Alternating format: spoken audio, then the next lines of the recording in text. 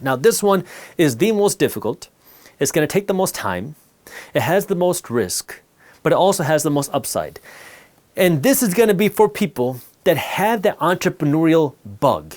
People that really love the grind. You know who you are. There are some people that are watching this that are going to say, I hate the idea of working. I just want to be able to chill. This is not for you. For those of you that say, I love the grind, but I want to have that potential. I want to have that reason. I want to have that kind of thing on the back end, that thing that I'm working towards. This is for you.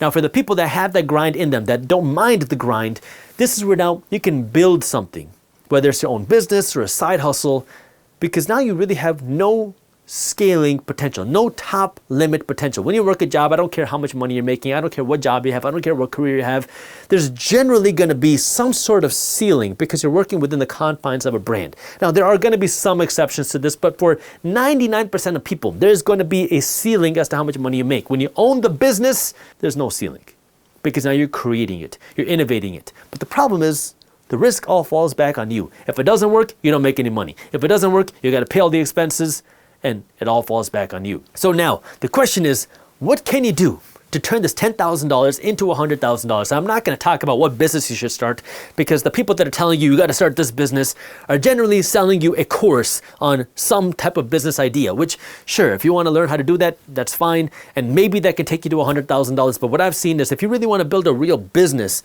you got to think about the innovation and your skill set and your values and what value you can provide to the world. What are you good at? What do you like doing? And what value can you provide? What thing can you make easier for other people to serve the world and to serve your community and to serve your customers, and then build a business around that? So that's not what I'm going to talk about. Rather, I'm going to talk about more of the financial side, which is every business needs two things to make money.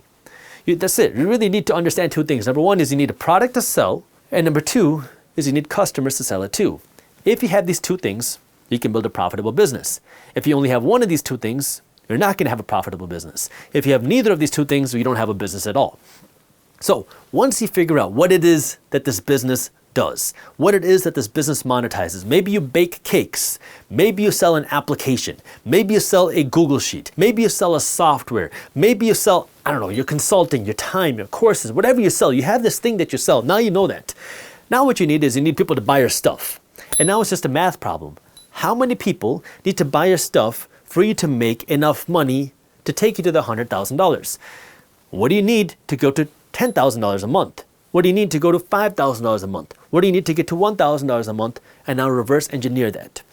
And this is where now, let's just do the math. If your goal is to make $100,000 a year, that's $8,334 a month. Now the question is, how many things do you have to sell to get you to $8,334 a month? Well, it depends on how much you're selling and what it is that you're selling. If you're selling something that's going to make you $1,000 per sale, that means for you to pass this $8,334 a month, you're going to have to make 9 sales, 9 customers a month. If you can make $500 per sale, that means you're going to have to make 17 sales a month. If you can make $100 per sale, that means you're going to have to sell 84 of those items every single month. And now you double that for here. If you can sell $50 per item, that means you're going to have to sell about 168 of those items every single month, 168 customers to take you to this $100,000 a year. Now, I know I'm talking about just gross revenue here, but this shows you what you have to do to get to this monthly number, which will take you to this yearly number. And the interesting thing here about your business is once you can get to this number, there's no reason why you can't add another zero to it. I mean, there's no reason why you can't take it to this, because now you've built the systems on how to get there, which means you could take this to, instead of $100,000 a year, to $1 million a year. But it starts with you figuring out those two things. What is the product that you're going to sell, and who are you going to sell it to?